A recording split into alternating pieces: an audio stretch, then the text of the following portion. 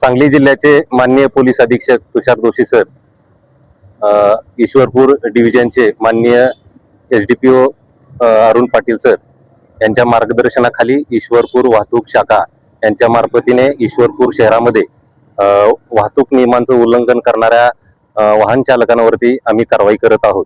त्याच अनुषंगाने ईश्वरपूर शहरामध्ये ध्वनी प्रदूषण करणारे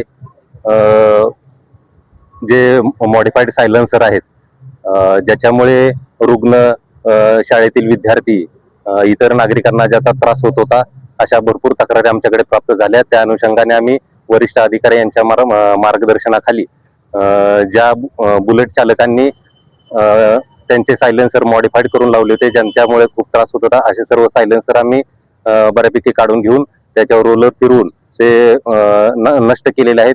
यापुढे देखील सर्व नागरिकांना आम्ही आवाहन करतो की अशा पद्धतीचे जे मॉडिफाईड सायलेन्सर आहेत ते लोकांनी काढून घ्यावेत, जेणेकरून लोकांना त्याचा त्रास होणार नाही।